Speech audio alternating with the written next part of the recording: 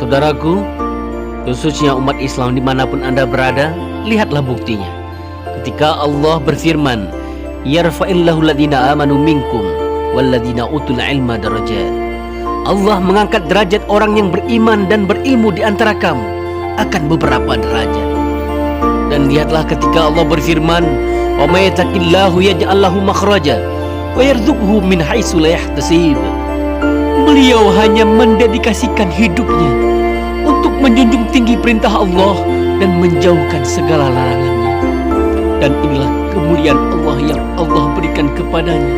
Subhanallah, walhamdulillah, wala ilaha illallah, Allahu akbar, wala haula wala quwata illa billahil aliyil azim.